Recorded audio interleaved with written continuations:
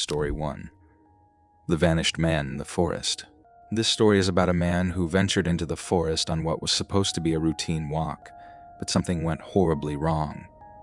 Days later, he was found wandering dazed and confused, with no memory of where he had been or what had happened to him. Yet, as the days passed, fragmented memories began to surface. Memories of strange shadows that seemed to follow him, watching his every move. This is a tale of fear, confusion, and the unknown, written as if it truly happened, with every detail carefully crafted to draw you into the terrifying experience that changed this man's life forever. It was supposed to be a typical Sunday.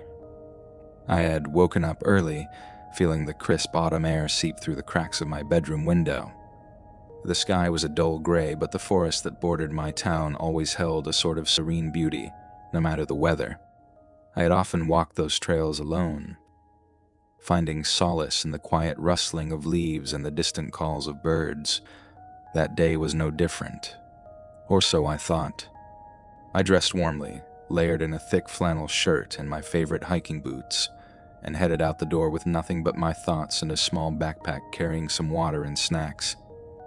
The trailhead was a short drive from my house, and as I pulled up to the familiar parking lot, I noticed it was unusually empty. Normally, there were a few cars parked here, especially on weekends, but today, it seemed I had the entire forest to myself. I shrugged off the unease that tugged at my gut and convinced myself it was just a coincidence. As I started down the path, the trees closed in around me, their branches forming a canopy that blocked out most of the daylight. The air was cool, almost too cool for early October, and I zipped my jacket up a little higher. The familiar sights and sounds of the forest should have been comforting, but instead, I felt an inexplicable sense of dread. I shook it off, attributing it to the solitude, and pressed on. The first couple of miles passed uneventfully. The path wound through the dense forest, occasionally crossing over small creeks and climbing gently sloping hills. I was lost in my thoughts, contemplating the mundane troubles of life, work bills, relationships, when I noticed something odd. Usual sounds of the forest, chirping birds, rustling leaves, had grown eerily silent. It was as if the entire woodland had suddenly held its breath. I stopped in my tracks, straining my ears for any sound, but there was nothing. The only noise was the faint rustle of the wind through the treetops. I tried to shake off the feeling of unease that was growing stronger with each passing minute. I decided to keep walking, telling myself that the quiet was just a natural lull in the forest's rhythm. But then I saw it, a shadow, just at the edge of my vision. It flickered between the trees, barely noticeable, but enough to send a jolt of fear through me. I turned quickly, trying to catch a glimpse of whatever it was, but there was nothing there, just the trees and the empty trail behind me. I took a deep breath, trying to calm my nerves. "It's just your imagination," I muttered to myself. "There's nothing out here." I picked up my pace, eager to put some distance between myself and whatever had caused that shadow. But as I continued down the trail, I couldn't shake the feeling that I was being watched. The hairs on the back of my neck stood on end, and I found myself glancing over my shoulder every few minutes, half expecting to see something, or someone following me. After another mile or so, I reached a clearing that I recognized. It was a small, open space where the trees parted to reveal a patch of sky. I often stopped here to rest, but this time the clearing felt different. The sky overhead was still a dull gray, but the air seemed heavier, almost oppressive. I felt a strange compulsion to keep moving, to not linger in this place, so I continued on without stopping. The trail beyond the clearing was less familiar to me. I had only ventured this far a handful of times, and the path was narrower, less maintained. The trees seemed to close in even tighter, their branches forming twisted shapes that looked almost like grasping hands. Seeing the unease that had been gnawing at me since I started the hike was now a full-blown sense of dread. Then I saw it again, the shadow. This time it was more distinct, more deliberate in its movements. It darted between the trees, always just out of sight, but close enough that I knew it was real. My heart began to race, and I felt a cold sweat break out on my forehead. I stopped again, turning slowly, scanning the forest for any sign of what was following me. But there was nothing. No movement, no sound. Just the stillness of the woods and the pounding of my heart. I debated turning back, retracing my steps to the safety of my car, but something kept me moving forward. I can't explain it. Maybe it was curiosity, maybe it was fear. But I felt compelled to continue deeper into the forest, even as every instinct screamed at me to run. The shadow appeared again, this time directly in front of me on the path ahead. It was just a flicker, a dark blur against the gray backdrop of the trees, but it was enough to make me freeze in place. My breath caught in my throat as I stared at the spot where it had been, waiting for it to reappear. When it didn't, I slowly, cautiously started walking again, but my pace was slower now, my senses on high alert. Every rustle of leaves, every snap of a twig sent my heart racing. The forest, which had always been a place of peace and solitude for me, had transformed into something sinister, something alive with malevolent intent. As I walked, I couldn't help but feel that the shadows were growing bolder, more persistent. They were no longer content to lurk at the edges of my vision. They were starting to close in, to surround me. Every time I turned my head, I would catch a glimpse of movement, a fleeting shape that disappeared as soon as I tried to focus on it. I was no longer walking for pleasure. I was moving with purpose, driven by a need to escape whatever was stalking me. But the deeper I went into the forest, the more disoriented I became. The path, which had been so familiar at first, now seemed foreign and twisted. I tried to follow it, but it felt like I was walking in circles, passing the same trees and rocks over and over again. Panic began to set in. I quickened my pace, no longer caring about the noise I was making. I just wanted to get out, to find my way back to the trailhead, but every turn I took seemed to lead me deeper into the woods. The shadows were everywhere now, darting between the trees, closing in on me from all sides. I broke into a run, my breath coming in ragged gasps. The forest seemed to blur around me as I sprinted down the trail, branches whipping at my face and tearing at my clothes. But no matter how fast I ran, I couldn't escape the shadows. They were always there, just behind me, just out of sight, but I could feel them. Feel their cold presence closing in on me. Finally, I stumbled into another clearing, my legs trembling with exhaustion. I collapsed to the ground, gasping for air, my heart pounding so hard I thought it might burst. The shadows seemed to retreat slightly, hovering at the edges of the clearing. But I knew they were still there, watching, waiting. I tried to gather my thoughts to think of a way out, but my mind was a whirlwind of fear and confusion. I couldn't remember which direction I had come from, or how far I had run. The forest around me was unfamiliar, alien, as if I had crossed into another world entirely. As I sat there, trembling and trying to catch my breath, I heard something. A whisper, faint but unmistakable. It was coming from the trees, from the shadows themselves. I strained to hear, to make out the words, but they were too faint, too distorted. But the tone was clear. It was a voice filled with malice, with hatred. I knew then that I was not alone. That whatever was out there in the woods with me was not human, and it meant me harm. I scrambled to my feet, driven by a surge of adrenaline, and started running again, blindly this time, not caring where I was going as long as it was away from that clearing, away from the shadows and the voice that whispered from the darkness. I don't know how long I ran or how far. Time seemed to lose all meaning as I plunged deeper into the forest, driven by sheer terror. But eventually my legs gave out, and I collapsed once more, this time into the soft earth beneath a tree. The world around me seemed to fade, the trees and the sky blending together into a haze of colors and shapes. I could feel the darkness closing in, not just the shadows, but something deeper, something that reached into my mind, into my soul. The last thing I remember before everything went black was the sound of footsteps, heavy, deliberate, coming closer and closer. And then there was nothing. When I finally came to, it was as if I had been yanked from a deep, suffocating void. I was lying on my back, staring up at a sky that was an unnatural shade of gray, the clouds swirling overhead like smoke caught in a windless sky. For a moment, I was disoriented, unsure of where I was or how much time had passed. My body ached all over, as though I had been lying there for hours, or perhaps days. Slowly, painfully, I sat up and looked around. The forest was eerily silent, the same oppressive stillness that I had felt before, but now it was even more intense. The trees loomed over me like silent sentinels, their branches twisted and gnarled, as if they were reaching out to ensnare me.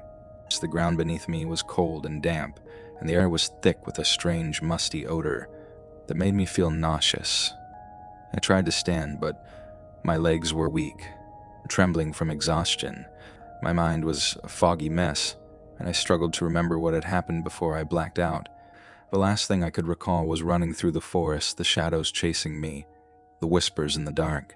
But everything after that was a blur, a jumbled mess of images and sensations that couldn't quite pass. I forced myself to my feet, every muscle protesting with the effort, and looked around trying to get my bearings. But nothing looked familiar. The trees were different here, taller, their bark darker and rougher than the ones I had passed earlier. The trail, if there had ever been one, was nowhere to be seen. I was completely and utterly lost. Panic began to set in again, but I pushed it down, forcing myself to stay calm. I had to think, had to figure out where I was and how to get back to safety. I tried to recall the direction I had been running, but it was no use. My memory was too fragmented, too clouded by fear and exhaustion. As I stood there, trying to make sense of my surroundings, I noticed something odd. The air around me was heavy, almost oppressive, but there was no wind, no movement at all.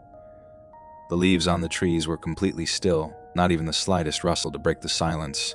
It was as if the entire forest was holding its breath, waiting for something to happen.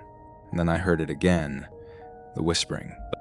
It was faint, almost too quiet to hear, but it was there, carried on the still air like a distant echo. My heart began to race as I turned in a slow circle, trying to pinpoint the source of the sound, but it seemed to come from everywhere and nowhere at once, a disembodied voice that sent chills down my spine. The whispers grew louder, more insistent, and I could almost make out words, fragments of sentences that made no sense, spoken in a language I didn't understand. But there was something else in the tone of those whispers, something that sent a wave of terror through me. It was the voice of something ancient, something malevolent, and it was speaking directly to me. I stumbled backward, my back colliding with the rough bark of a tree, and the whispers grew louder still, echoing in my ears until they were all I could hear. I clamped my hands over my ears, trying to block out the sound, but it was useless. The voice was inside my head now, speaking to me in a language I couldn't comprehend, but I understood its intent. It was a warning, a threat. Suddenly, the whisper stopped, cut off so abruptly that the silence that followed was deafening. I slowly lowered my hands, my breath coming in ragged gasps, and looked around again. The forest was still too still, and I had the overwhelming sense that something was watching me, and then I saw it. At first I thought it was just a shadow, a trick of the light, but as I stared, I realized that it was moving, slowly and deliberately toward me. It was tall, impossibly tall, its form indistinct and shifting as it moved between the trees. The darkness seemed to cling to it, as though it was made of the very shadows that had been stalking me all along. I froze, unable to move, as the figure drew closer. My mind screamed at me to run, to get as far away from it as possible, but my body refused to obey. I was paralyzed, rooted to the spot as the thing approached, its presence overwhelming, suffocating. As it drew nearer, I could make out more details, or rather the lack of them. The figure was amorphous, its form constantly shifting like smoke in the wind. It had no face, no eyes, but I could feel its gaze on me, feel its hatred burning into my very soul. The figure stopped a few feet away, and for a moment, the world seemed to hold its breath. The silence was absolute, the tension unbearable. And then, in a voice that was both a whisper and a roar, it spoke, "You do not belong here." The words were not spoken aloud, but I heard them all the same, echoing in my mind with a clarity that was terrifying. The voice was ancient, filled with malice, and it resonated deep within me, shaking me to my core. My body finally responded, and I stumbled backward, my heart pounding in my chest, but the figure didn't move. It simply stood there watching me, its form shifting and undulating in the darkness. I knew I had to get away, but every instinct screamed at me, not to turn my back on it, not to show fear. But how could I not be afraid? This thing, whatever it was not of this world, not something that should exist in the realm of the living. Summoning every ounce of strength I had left, I slowly backed away, never taking my eyes off the figure. It watched me unmoving as I retreated, its presence like a weight on my chest, making it hard to breathe. When I had put some distance between us, I finally turned and ran. I ran like I'd never run before, driven by pure, unadulterated terror. The forest blurred around me, the trees becoming nothing more than dark smudges in my peripheral vision. All that mattered was getting away, putting as much distance between myself and that thing as possible. But no matter how far I ran, I couldn't escape the feeling that it was still there, watching me, following me. The shadows seemed to close in around me, the whispers returning, faint but persistent, like a distant echo in the back of my mind. I don't know how long I ran. Time lost all meaning as I fled through the endless maze of trees. My legs burned, my lungs screamed for air, but I couldn't stop. I had to get out, had to find a way back to the safety of the world I knew. And then, just as I thought I couldn't go any farther, I burst out of the trees and onto a road. I stumbled to a halt, gasping for breath, my heart pounding so hard I thought it might explode. The road was empty, stretching out in both directions with no sign of life. But it was a road, a sign that I was finally out of that cursed forest. I collapsed to the ground, my body trembling with exhaustion and fear. For a long time, I just lay there, staring up at the sky, which was beginning to lighten with the first hints of dawn. I was safe, I told myself over and over. I was out of the forest, and whatever had been stalking me was far behind, trapped in the woods where it belonged. But even as I lay there, trying to convince myself that it was over, I couldn't shake the feeling that I was still being watched, that the shadows were still lurking just out of sight, waiting for the right moment to strike. Eventually, I forced myself to my feet, every muscle protesting with the effort, and started walking down the road, hoping to find help, or at least a sign of civilization. My mind was still a foggy mess, and I struggled to remember how I had ended up in the forest in the first place, or how long I had been lost. As I walked, I couldn't stop thinking about the figure in the woods, the way it had spoken to me, the way it had watched me with such intense malice. What was it? Some kind of spirit, a manifestation of the forest itself, or something far older, something that defied all explanation. I didn't have any answers, and the more I thought about it, the more terrified I became. All I knew was that I had encountered something beyond my understanding, something that should not exist in the world of the living. I walked for what felt like hours, my mind racing with fear and confusion. The road seemed to stretch on forever with no sign of a town or even a single car. It was as if I had stumbled into a different reality, one where I was the only living soul left. And then, just as I was beginning to despair, I saw it, a small house on the side of the road, its windows dark and its roof sagging with age. It looked abandoned, but I didn't care. It was shelter, a place where I could rest and try to make sense of what had happened. And I approached the house, and cautiously, half expecting the door to be locked or for the whole building to crumble as soon as I touched it. But the door creaked open with little resistance, and I stepped inside, the floorboards groaning under my weight. And the interior was just as decrepit as the outside, with dust and cobwebs covering every surface. The air was musty, stale, but it was a welcome change from the oppressive atmosphere of the forest. I made my way to what looked like a living room and collapsed onto an old, tattered couch, my body finally giving in to the exhaustion that had been threatening to overwhelm me.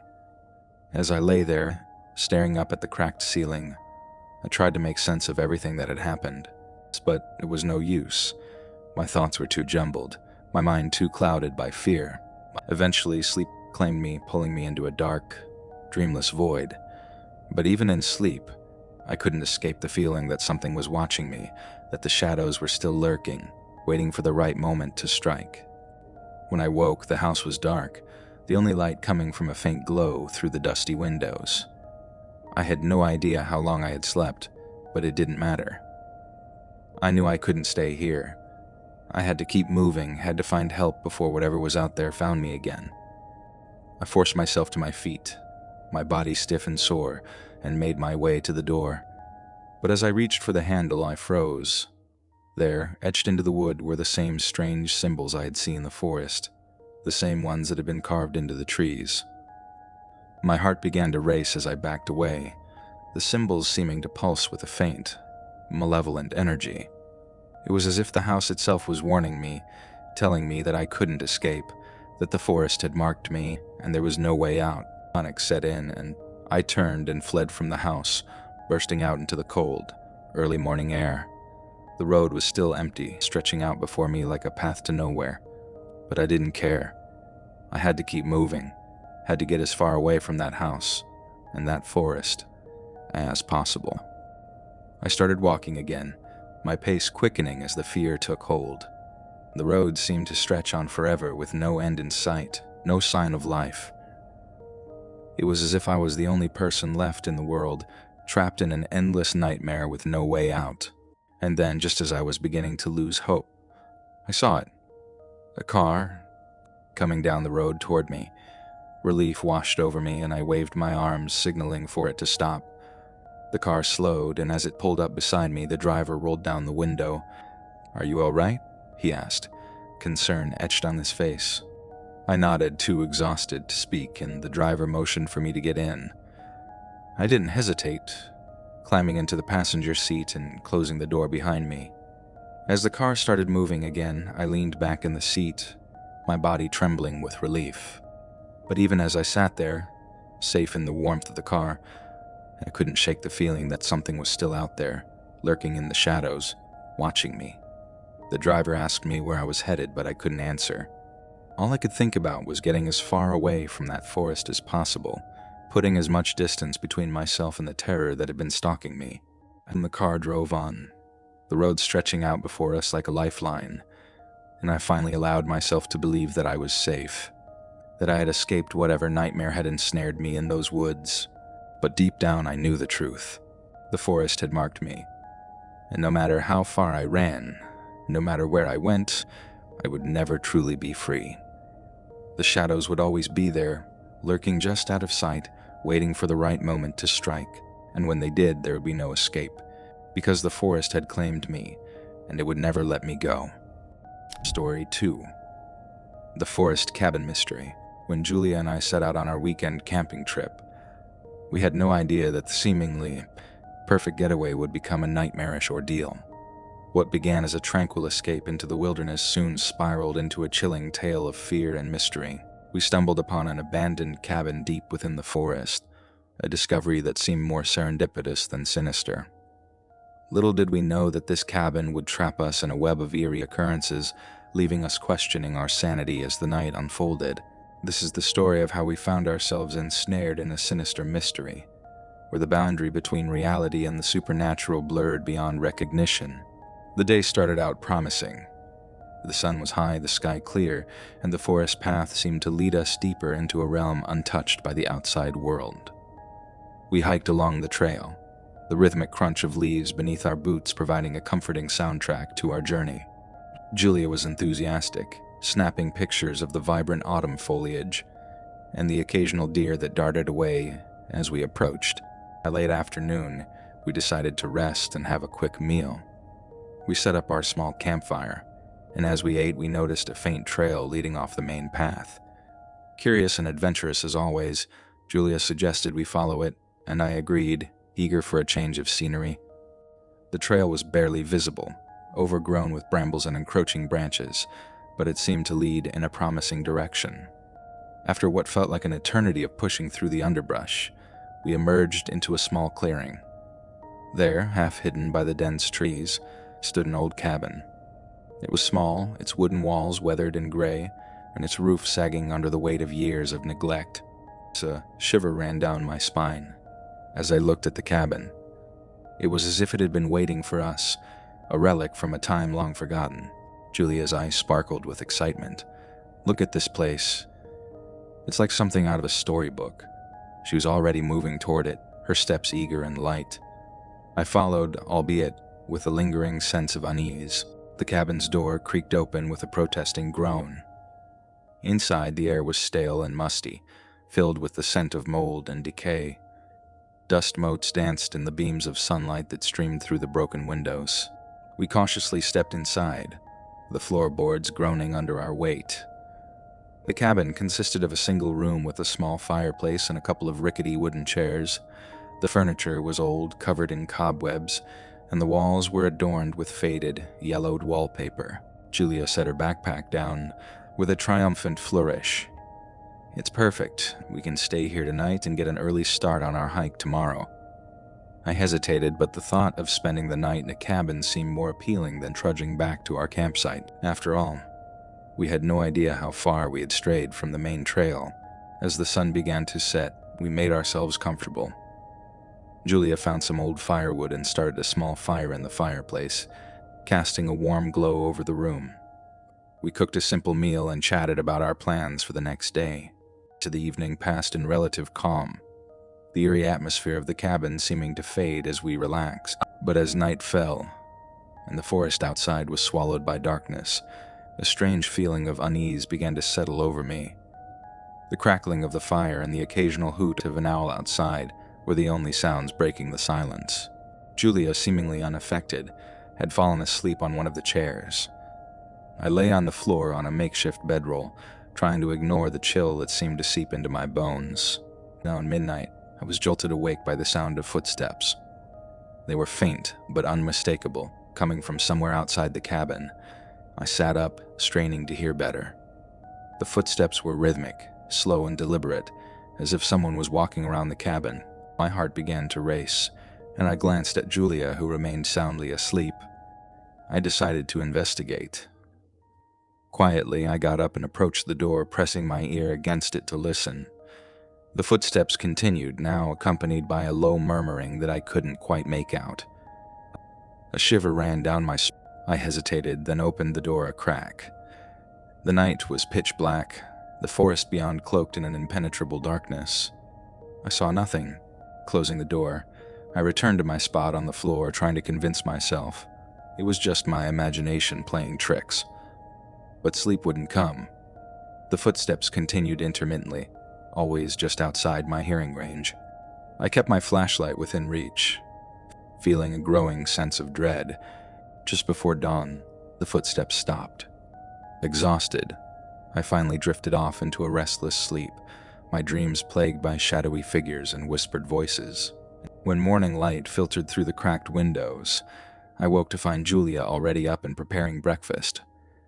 I rubbed my eyes, trying to shake off the remnants of my uneasy dreams. "Good morning," she called cheerfully. "I thought I heard something last night." "Did you?" I nodded, feeling a wave of relief that I wasn't the only one who had experienced the disturbances. "Yeah, I heard footsteps and voices. Did you hear anything else?" Julia shook her head, shrugging. "I slept through it, but it was probably just animals or the wind." We had our breakfast and began to pack up, eager to continue our hike. But when we tried to open the cabin door, we were met with resistance. The door, which had been easy to open the night before, was now firmly shut. We tugged and pushed, but it wouldn't budge. Panic began to set in. I peered through the small window, but all I could see was the dense forest surrounding us. There was no sign of anyone outside, no indication of what might have happened. We spent the next hour trying to force the door open, but to no avail. Desperation began to set in as the realization dawned on us that we were trapped.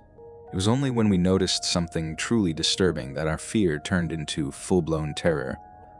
A message was scrawled in the dust on one of the windowsills. "You shouldn't have come here."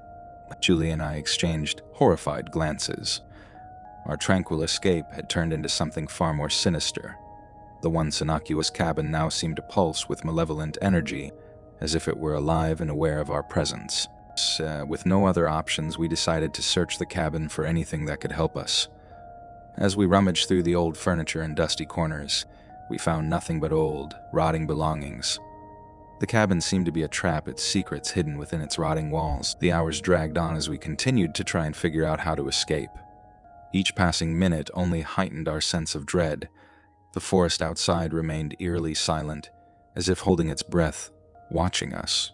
And so, with the sun rising higher in the sky, we were left to grapple with the growing horror of our situation. The forest cabin had become a prison, and the more we tried to escape, the more we realized that something far more sinister was at play. The hours dragged on in the suffocating silence of the cabin. The once comforting glow of the morning sun now felt oppressive, casting long shadows that seemed to shift and writhe on their own. Julia and I had exhausted every possible means of escape, but the door remained immovable, as though it were being held shut by an unseen force. The realization that we were truly trapped began to sink in. Each attempt to force the door open only heightened our anxiety. My hands, raw and scraped from the effort, trembled with the weight of our growing despair. Julia, equally distressed, paced back and forth, her face pale and her eyes wide with fear. "Do you think someone is playing a prank on us?" she asked, her voice trembling slightly. The question hung in the air unanswered. I had considered the possibility, but the message on the windowsill, "You shouldn't have come here," suggested something far more sinister than a simple prank. We took turns trying to force the door, but it was no use. The cabin had become a tomb of sorts, its walls closing in on us both figuratively and literally. The once inviting warmth of the fireplace now seemed like a cruel mockery, adding to the oppressive atmosphere. We decided to search the cabin thoroughly, hoping to find something, anything, that might help us understand why we were trapped. We moved through the small room methodically, inspecting every nook and cranny. The furniture was old and decrepit, covered in layers of dust and cobwebs. The chairs were wobbly and the table was cracked, but there was nothing of real use. In one corner, hidden beneath a pile of debris, we found a small, dusty trunk. It was locked, but the lock was old and rusted. With a bit of effort, I managed to pry it open with a piece of metal I found among the rubble. Inside were a few old books and some faded photographs. The books were too worn to be of any use, and the photographs showed people I didn't recognize, faces frozen in smiles that seemed oddly vacant. As we continued to search, Julia found something that made our blood run cold. Behind a loose panel in the wall, she discovered a hidden compartment containing a collection of old, yellowed letters. The letters were written in an elegant script, but the words were disturbing. They spoke of rituals, of invoking spirits, and of a coven that had once gathered in this very cabin.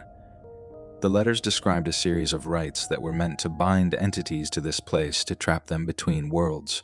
Reading the letters, we felt an unsettling chill. The descriptions of the rituals were vague, but they spoke of dark forces and forbidden knowledge. It became increasingly clear that this cabin was not just a simple shelter, but something far more sinister. As the day wore on, we began to notice something even more unsettling. The temperature inside the cabin fluctuated wildly. One moment it was freezing cold, and the next it felt uncomfortably warm. Our breath misted in the cold, then we were sweating as if in the midst of summer. The shifting temperatures seemed to mirror the fluctuations in our emotions. Fear, desperation, and hope all warring within us. Around midday, we heard a sound that made us freeze. A faint scratching noise coming from somewhere outside. It was a slow, deliberate sound as if someone or something was trying to get in. We both jumped up, our hearts racing. I grabbed the flashlight and shone it through the small window, but there was nothing to see. Julia and I huddled together in the corner of the cabin, our fear palpable. The scratching continued intermittently, growing louder and more insistent. Each time it stopped, we would breathe a sigh of relief, only for it to start again moments later. It felt as though whatever was outside was toying with us, prolonging our suffering. By late afternoon, our situation had become dire. We were running out of food and water, and the psychological strain was taking its toll. Julia tried to stay optimistic, but her nerves were frayed. I could see the fear in her eyes, and it mirrored my own growing terror. In an attempt to calm ourselves, we decided to take a break and sit by the fireplace. The fire was dwindling, and we had no more wood to keep it going. The only light in the room came from the dim sunlight filtering through the cracked windows. As we sat in silence, we began to hear the whispers again. soft, unintelligible murmurs that seemed to come from all around us. They were faint at first, but gradually grew louder, filling the cabin with an eerie, almost hypnotic cadence. The whispers seemed to form words, though I couldn't make out what they were saying. They were accompanied by the occasional thud, like footsteps moving deliberately across the floor. We both jumped at every sound, our nerves on edge. The air felt thick with anticipation, as if something was about to happen. As night fell, the atmosphere in the cabin grew heavier. The whispers became more insistent, and the temperature dropped sharply. The fire in the fireplace had long since died out, leaving us in near darkness. We huddled together, trying to keep warm, but the cold was seeping into our bones. The door, which had seemed so solid and unyielding, now appeared to pulse with a faint, unsettling glow. Shadows danced on the walls, forming shapes that seemed to move and shift in the dim light. Julie and I both saw them. Dark, formless figures that seemed to reach out toward us. Each time we tried to focus on them, they vanished, only to reappear moments later. The whispers grew louder, more coherent. They seemed to be speaking directly to us, taunting us with promises of escape, and then mocking our attempts to leave. The words were clear now, and they carried a menacing undertone. "You're not alone," the whispers said. "You'll never leave. The forest keeps what it finds." Julia clutched my arm, her eyes wide with terror. "What does it mean?" she asked, her voice barely a whisper. "I don't know," I replied, my own fear evident, "but we need to find a way out of here. We can't stay much longer." We decided to check the cabin's windows again, hoping that maybe we could find a way to signal for help or see if there was any change outside. The windows were old and dirty, and the glass was cracked in places. As we looked out, we saw nothing but the dense, dark forest. The trees seemed to close in on us, their branches like skeletal fingers reaching out to trap us. Suddenly, we heard a loud, echoing bang from outside. It sounded as though something heavy had struck the cabin. We both jumped, our hearts pounding. The noise was followed by a low, guttural growl that sent chills down our spines. We pressed ourselves against the walls, terrified of what might be coming. The growling grew louder, more intense. It was as though something was right outside the cabin trying to break in. The walls shook with each thud, and the cabin seemed to tremble under the force of whatever was attacking it. We had no choice but to brace ourselves and wait, our fear mounting with each passing moment. The growling continued for what felt like hours, then abruptly stopped. The silence that followed was deafening, and we were left in a state of heightened anxiety. At last dawn broke, bringing a weak, gray light that filtered through the windows. We were exhausted both physically and emotionally. The door, still firmly locked, offered no solace. It was clear that whatever was happening was beyond our control. We were beginning to lose hope when we heard a voice from outside. It was faint, but unmistakable. Someone was calling out to us, their voice filled with concern. "Hello, is someone in there?" We rushed to the window, our hearts leaping with hope. Through the glass, we saw a group of people, searchers who had come looking for us. Relief washed over us as we banged on the window and shouted for help.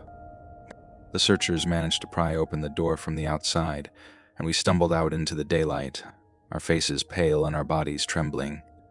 They led us away from the cabin, and as we left, we glanced back. The cabin stood silent and unmoving, its dark secrets hidden once more. The experience left us shaken, and we struggled to make sense of what had happened. The letters, the whispers, and the growling remained a mystery. We never returned to the forest, and the cabin was eventually forgotten, a relic of a nightmarish encounter that we would never fully understand. The forest had kept its secret well, and though we escaped, the memory of that night would haunt us forever. The cabin, with its eerie whispers and dark past, remained a symbol of the unknown and the inexplicable, a chilling reminder of the dangers that lurk in the shadows of the forest. Story 3. The Vanishing Storm. Small forgotten town of Greywood, a dark and unsettling phenomenon occurred with the arrival of every storm. The townsfolk whispered of a sinister tradition. Each storm claimed one resident, leaving behind only questions and fear. These disappearances were as inevitable as the thunder that rolled across the hills, and despite countless investigations, the mystery remained unsolved. The latest incident had been particularly chilling. Witnesses reported seeing a man struck by lightning, who then seemed to dissolve into the air. This story, steeped in both dread and curiosity, seeks to uncover the truth behind these inexplicable vanishing acts. The storm had arrived with an ominous grandeur that August evening. The sky, a sprawling canvas of dark clouds, seemed to vibrate with an electric charge, foretelling a tempest unlike any I had witnessed before. Having recently moved to Greywood in search of a quieter life away from the chaos of the city, I was unprepared for the town's haunting history. The old Victorian house I had bought was charming, but carried an air of melancholy, its creaking floorboards and drafty windows adding to the house's old-world atmosphere. That night, as I settled in with a book and a warm drink, the storm outside began to intensify. The wind howled through the trees like a mournful wail, and the lightning illuminated the room with sporadic bursts of blinding light. Despite my efforts to focus on my reading, the storm's ferocity drew my attention. It was as though the elements themselves were conspiring to draw me into the town's dark narrative. Curiosity about the town's eerie reputation gnawed at me, especially after overhearing snippets of conversation from the townsfolk at the local diner. The elders spoke in hushed tones about the phenomenon with a sense of grim resignation. "Every storm takes one of us," an old man had said, his face pale with a fear that seemed to transcend mere superstition. "It's been going on for as long as anyone can remember." But unable to shake my curiosity, I decided to venture out into the storm. Despite the perilous conditions, I wrapped myself in a heavy coat and braved the howling wind and torrential rain, heading toward the town square. The streets were airily deserted, save for the occasional flicker of a street lamp struggling against the tempest.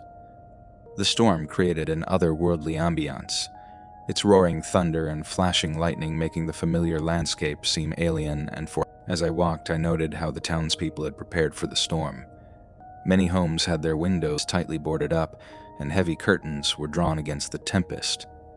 The precaution seemed excessive for what was otherwise a routine storm, but the gravity of the situation became more apparent as I observed the elaborate measures taken. Each shuttered window and each covered door whispered of an unspoken fear, one that had become woven into the fabric of the town's daily life. I wandered through the empty streets until I reached the edge of town, where the forest began to reclaim the land. The trees loomed like dark sentinels, their branches swaying ominously in the wind. It was at this boundary that I heard a chilling sound, a faint cry carried by the wind, laden with desperation and fear. Following the sound, I found myself at the edge of a clearing where a small, dilapidated house stood in stark contrast to the surrounding wilderness. The house was in a state of disrepair, its once proud facade now crumbling and overgrown with ivy.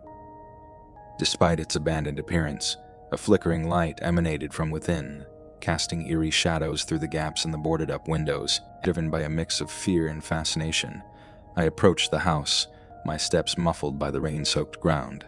Inside, the atmosphere was thick with the musty scent of decay and neglect. The single candle on the table provided the only source of light, its flame wavering in the gusts of wind that seeped through the cracks in the walls. The room was cluttered with old, dusty furniture covered in white sheets, and an unsettling silence hung in the air, broken only by the distant rumble of thunder. On the table lay an old leather-bound diary, its pages yellowed with age. I hesitated before opening it, the sense of intrusion making me uneasy. The diary belonged to Eleanor, a woman who had disappeared during a storm decades ago. Her entries, written in a frantic scrawl, recounted a series of unnerving events. Each entry spoke of a recurring pattern: disappearances during storms, a pervasive sense of dread, and a chilling premonition of being taken. Entry stood out with a particularly disturbing message: "The storm takes us." The lightning, as I read, a cold shiver ran down my spine. The descriptions of Eleanor's fear and confusion mirrored the very feelings I was experiencing. The storm outside seemed to grow more violent, as if responding to the revelations in the diary. The wind howled louder, and the light from the candle flickered wildly, casting eerie shadows on the walls. Suddenly, The room was illuminated by a blinding flash of lightning. The light revealed a shadowy figure standing in the corner of the room, its features obscured by darkness. I spun around, heart pounding, only to find the corner empty and the candle's flame flickered and then extinguished, plunging the room into darkness. My breath quickened as I heard a faint rustling sound as if someone or something was moving around me. Panicking, I scrambled to find the door, my hands trembling as I fumbled with the doorknob. The storm raged on outside, its fury unabated. As I finally burst into the night, I glanced back at the house. The flickering light had vanished, and the house seemed to dissolve into the darkness, as though it had never existed. The storm had passed by morning, leaving Greywood in its usual state of eerie calm. The town, with its quiet streets and shuttered windows, seemed unchanged by the night's events. Yet, I could not shake the feeling of being watched, of having witnessed something that defied explanation. Eleanor's diary and the house's ominous atmosphere left me with more questions than answers. The mystery of Greywood's disappearances loomed over me, a dark enigma that seemed to grow more impenetrable with each passing storm. As I returned to my home, the rain had stopped, but the sense of unease lingered. The storm was not merely a weather event, but a harbinger of something far more sinister. The disappearances, the shadows in the old house, and the haunting cries in the wind were all part of a greater, darker mystery that I had only begun to uncover. Little did I know that the storm was far from over, and that my quest to unravel the truth would lead me deeper into the heart of Greywood's darkness. The days following the storm were marked by an oppressive quiet that settled over Greywood like a heavy fog. The town seemed to hold its breath, waiting for the next storm to bring with it another disappearance. I found myself unable to escape the shadow of that night. The vision of the shadowy figure in the old house haunted my dreams, and the cryptic message in Eleanor's diary lingered in my thoughts. Determined to uncover the truth, I resolved to delve deeper into the town's dark history and the mystery that had claimed so many lives. The more I learned about Greywood, the more I realized that the town was not just a backdrop for the strange occurrences, but an active participant in them. I visited the local library, a quaint building with creaky wooden floors and a musty smell that seemed to seep into the very walls. The librarian, a woman named Mrs. Carter, was an elderly woman with a keen memory for the town's history. She was hesitant to speak at first, but eventually relented after seeing the earnestness in my eyes. Most people don't stay long enough to care about Greywood's past, Mrs. Carter said, her voice carrying a note of weary resignation. They come and go, never staying long enough to see the storm's true nature. She led me to the archives, a small, dusty room filled with old records and newspapers. As I sifted through the yellowed pages and brittle documents, I discovered that the disappearances had been happening for over a century. Each storm seemed to bring a new victim, and the pattern was disturbingly consistent. There were no police records or reports of investigations.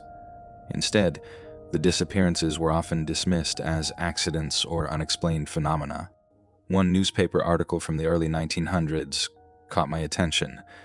It described a violent storm that had torn through Greywood, leaving destruction in its wake.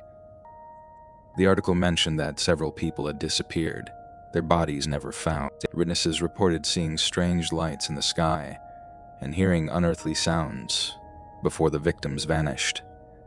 The description was strikingly similar to the experiences I had read about in Eleanor's diary. Driven by a growing sense of urgency, I decided to visit the old house in the clearing once more. As I approached, the storm clouds began to gather again, as if the weather itself was conspiring to reveal the house's secrets. The house, though still dilapidated, seemed different in the dim light of the approaching storm.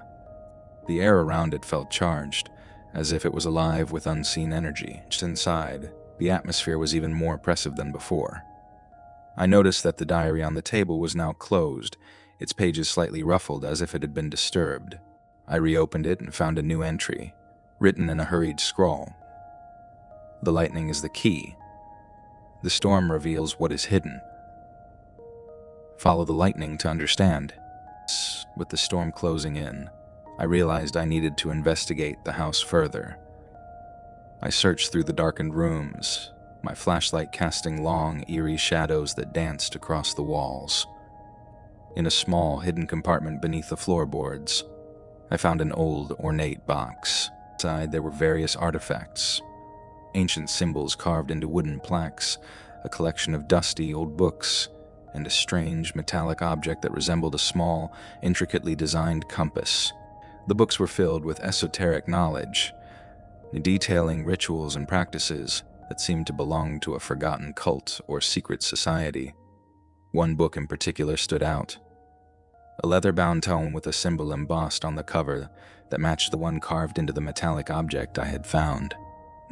The pages contained references to ancient rites, invoking powers from other realms, and the storm as a conduit for supernatural forces. As I read, the storm outside reached its climax. The thunder was deafening, and lightning illuminated the room with a stark white brilliance. In the flickering light, I noticed something peculiar. The walls of the house seemed to pulse, as if reacting to the storm. The sense of foreboding grew stronger, and I felt a presence in the room, as if the house itself was alive and aware. Desperate to understand, I used the metallic compass, which seemed to be pointing in a specific direction. Following its lead, I ventured outside, the rain lashing against me with relentless force. The compass led me to a secluded part of the forest, where the trees seemed to part as if guiding me to a hidden location. There, in a small clearing, I discovered an old, overgrown graveyard. The headstones were barely visible, covered in moss and tangled vines. At the center of the graveyard was a large stone altar, its surface etched with the same symbols I had seen in the house. The altar was surrounded by a series of concentric circles, forming a complex pattern on the ground. As the storm reached its zenith, the lightning struck the altar with a blinding flash. The energy from the strike seemed to resonate with the symbols on the altar, creating an otherworldly glow. I felt a powerful force pulling me toward the altar, as if the storm was trying to communicate something through the very ground beneath me. In the midst of the storm's fury, I saw visions. Glimpses of past storms and the people who had vanished. The scenes were chaotic and surreal, a jumbled mix of lightning, shadowy figures, and anguished cries. It was as if the storm was revealing a hidden truth, a connection between the disappearances and the rituals performed in the old house.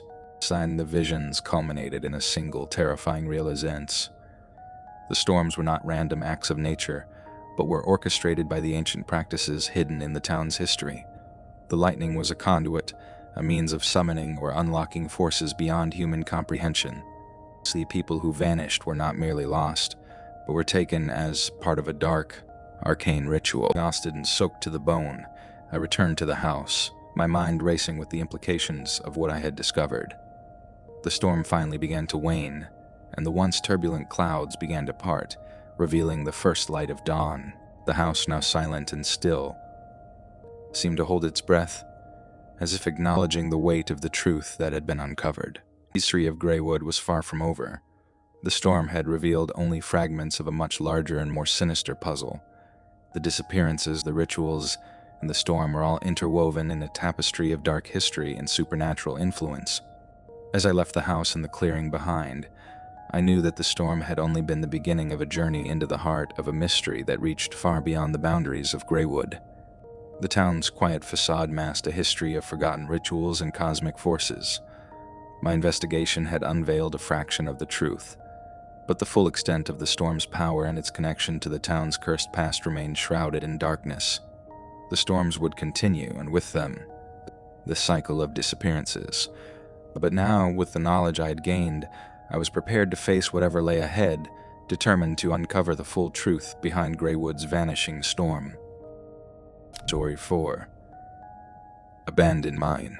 In the shadowed heart of an old mining town, a group of adventurers set out to explore an abandoned mine that had been closed for decades. The stories surrounding the mine spoke of an ancient evil, lurking deep within its tunnels, but curiosity and the promise of uncovering hidden truths drove us forward. What we found down there was far more terrifying than any tale, something so primal and dark that it defied explanation. As we descended, the line between reality and nightmare blurred, leading to a series of events that none of us could have anticipated. This is our story. The old mining town had long since faded into obscurity, a relic of a bygone era when its mines had once hummed with activity. The town itself was little more than a ghostly memory, its streets overgrown with weeds and its buildings succumbing to the relentless march of time. I had always been fascinated by such places, and when a group of fellow enthusiasts suggested exploring the long-abandoned mine on the outskirts of town, I couldn't resist. Myself, James, an expert in local history.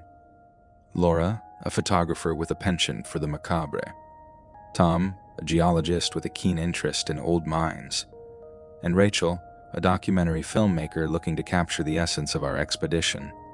We met early one crisp autumn morning, the sun barely breaking through the heavy clouds that hung low over the landscape. The entrance to the mine was hidden behind a veil of dense foliage. As we pushed through the underbrush, we finally came upon the rusted iron gates that marked the entrance. They were partially ajar, as though they had been waiting for us. Chill ran down my spine as I glanced at the ominous sign that read, "Danger. Authorized personnel only." We had already decided to disregard the warning. Equipped with flashlights, cameras, and various tools, we ventured inside. The air was musty, carrying the scent of decay and stale air. The tunnel stretched before us, its walls lined with timber supports that had begun to rot away. Our footsteps echoed ominously, the sound swallowed by the oppressive darkness. Tom led the way, his flashlight beam cutting through the gloom. "The mine's been abandoned for nearly 50 years, he explained.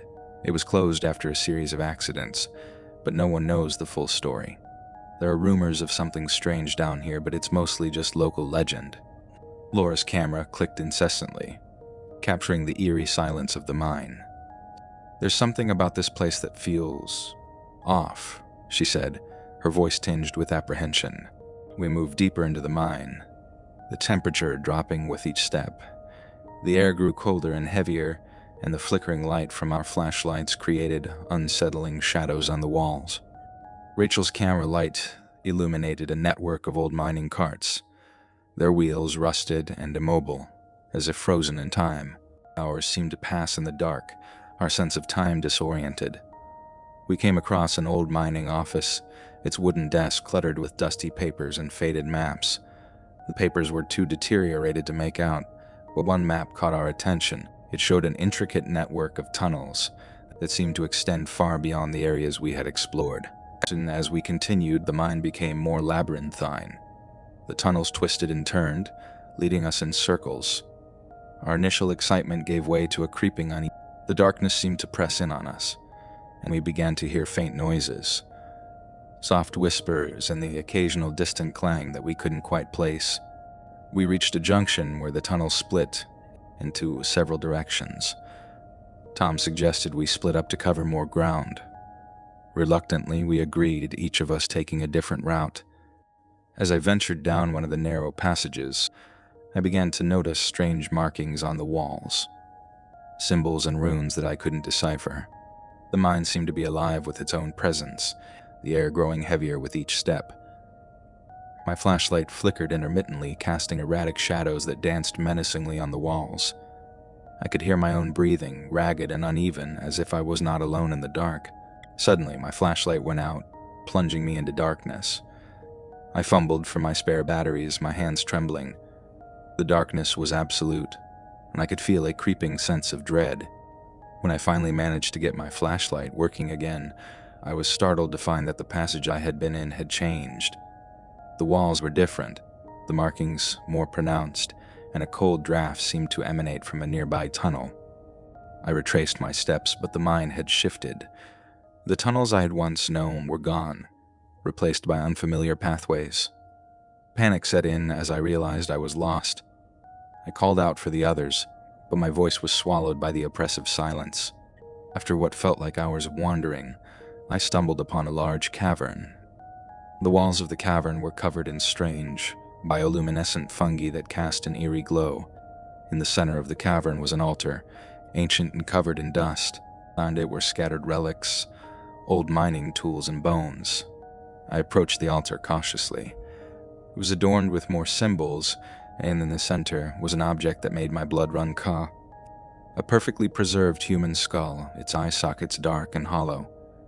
As I examined it, I felt a presence behind me, a weight that pressed against my shoulders. Turning around, I saw the shadows in the cavern moving, forming shapes that were not quite human. They seemed to pulse with the dark energy, their forms shifting and coalescing. I could hear faint whispers, like 1,000 voices speaking in unison. Fear surged through me as I realized that whatever was in the mine was not merely a product of local legend. It was something ancient and malevolent, something that had been waiting for us. My flashlight flickered again and the shadows seemed to close in. I turned and ran, my heart pounding in my chest. I could hear the whispers growing louder, the oppressive darkness pressing in on me.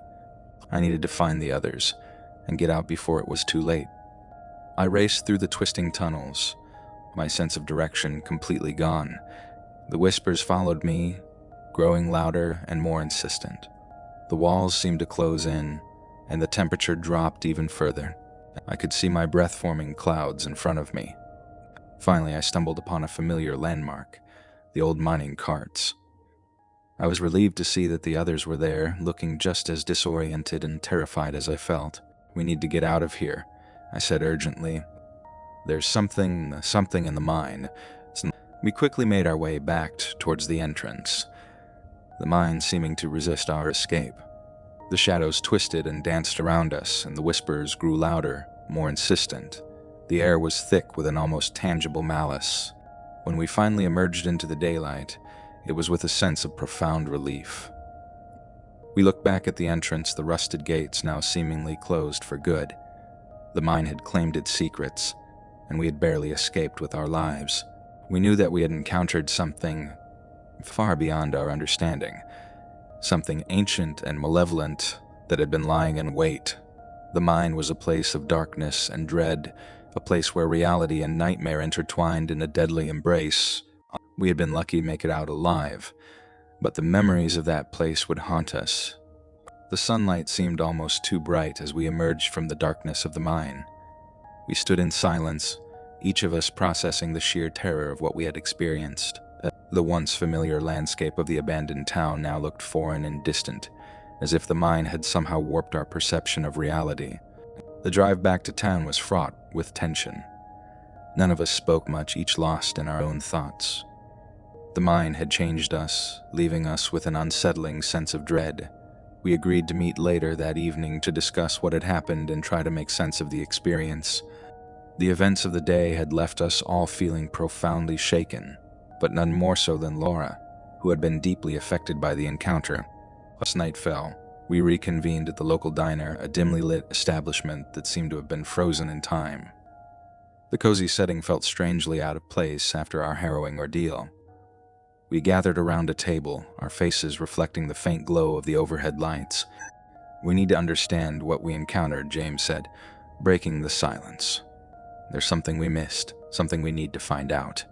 Rachel nodded, her camera still clutched tightly in her hand. "I've been going through the footage.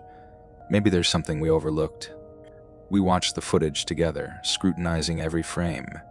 The images showed the mine in all its desolation, but there were moments that seemed off, shadows moving independently, strange symbols appearing and disappearing in the corners of the frames. The more we watched, the more we were convinced that something supernatural had been at play. Tom, who had remained unusually quiet, finally spoke up. "They've been trying to make sense of the symbols we saw. They resemble ancient runes from various cultures, but they don't match any known pattern. It's as if they were designed to ward off some." As the discussion continued, we realized that our encounter with the unknown had left us with more questions than answers. The mine was not merely a relic of the past. It was a doorway to something far more sinister. We decided to return to the mine the following day, determined to explore further and uncover the secrets it held. Armed with new equipment, including thermal cameras and more advanced recording devices, we hoped to gain a clearer understanding of what lay within the darkness. Next morning, we approached the mine with renewed resolve. The entrance, which had seemed so foreboding before, now appeared almost inviting in the harsh light of day. We descended once more into the cold, unwelcoming depths, our equipment clicking and beeping as we moved. The mine felt different this time. It was as though it was aware of our return, its oppressive silence even more palpable. The darkness seemed to close in around us, and the air grew colder with each step. We followed the same path as before, but the mind seemed to have shifted once again, the tunnels twisting and turning in ways that defied logic. We set up our equipment in the cavern where we had encountered the strange altar. The bioluminescent fungi still glowed airily, casting a sickly light over the scene. As we began our investigation, Rachel's camera picked up an unusual anomaly, an inexplicable distortion in the footage that seemed to pulsate with an unnatural energy. James, poring over old records he had brought along, discovered that the mine had been built over a site of historical significance. According to his research, the area had once been home to an ancient civilization known for its occult practices. These symbols we had seen were not random. They were part of a ritualistic language used to invoke or repel supernatural forces. Our exploration took us deeper into the mine, beyond the areas we had previously ventured. We discovered a network of hidden tunnels that were not on any map. These passages were narrower and seemed to have been deliberately concealed. The walls were covered in the same runic symbols, and the air was thick with a sense of foreboding. As we pressed forward, the temperature dropped dramatically. Our breath came out in visible puffs, and the shadows seemed to grow more defined and aggressive. The whispers that had haunted us before grew louder, echoing off the walls and reverberating in our ears. They seemed to be coming from all directions, forming a cacophony of unintelligible sounds. We entered a new chamber, one that was unlike any we had seen before. The room was vast and filled with a strange, pulsating light that seemed to emanate from the walls themselves. In the center of the chamber stood an ancient stone altar, much larger than the one we had seen previously. Around it were grotesque carvings and symbols that seemed to writhe and shift as we watched. Laura's camera picked up something startling. Among the static and distortions, there were fleeting images. Figures moving in the background, their forms hazy and indistinct. It was as if the mind was trying to communicate with us, or perhaps it was trying to show us something beyond our comprehension. As we studied the altar, we noticed something chilling. A series of scratches on the stone surface, as if something had tried to claw its way out. The scratches were deep and desperate, and they seemed to pulse with a malevolent energy. Suddenly, the temperature in the chamber plummeted, and a powerful gust of wind howled through the tunnels. The altar seemed to resonate with the energy, its carvings glowing with an unearthly light. We were engulfed in a blinding flash, and when the light receded, we found ourselves separated, each of us in a different part of the mine. Panic set in as I struggled to find my way back to the group. The whispers were deafening now, their source indiscernible. I could see shadowy figures moving in the periphery of my vision, their forms shifting and contorting as if they were alive. I stumbled through the tunnels, my flashlight flickering wildly, casting erratic shadows that seemed to chase me. When I finally reunited with the others, we were all visibly shaken. We had been disoriented and frightened, but something had changed in the mine. It felt as though it was alive, aware of our presence, and actively trying to keep us from leaving. We made our way back to the surface with a renewed sense of urgency. The mine seemed to resist our departure, its shadows growing more aggressive and the whispers louder. We could feel the oppressive weight of the mine bearing down on us, and the air was thick with an almost tangible malevolence. As we emerged into the daylight, we were greeted by an unsettling sight. The entrance to the mine, which had been partially open before, was now sealed shut. The rusted gates were firmly in place, and no amount of force could budge them. We were left with the haunting realization that the mine had claimed its secrets, and we had been fortunate to escape with our lives. The experience had left us with more questions than answers, and the memory of what we had encountered would linger with us forever. In the days that followed, we tried to make sense of what we had experienced, but the mine remained an enigma. Our recordings and photographs yielded no clear answers, only further proof of the inexplicable phenomena we had witnessed. We knew that we had encountered something ancient and malevolent, something beyond our understanding. The mine was a place where the boundaries between reality and nightmare had blurred, and the darkness we had faced was far more than we had ever imagined. The mine had shown us a glimpse of a world that existed just beyond our perception, a world filled with darkness and dread. It was a place where ancient evils lay in wait, ready to claim anyone foolish enough to seek them out. And though we had escaped with our lives, the memory of that place would haunt us for the rest of our days. As we left the town and its haunting memories behind, we vowed never to return to the mine. It was a place of darkness and despair, a place where the ancient and malevolent forces still lingered, waiting for their next victims. And though we would never fully understand what we had encountered, we knew one thing for certain: some mysteries are best left undiscovered.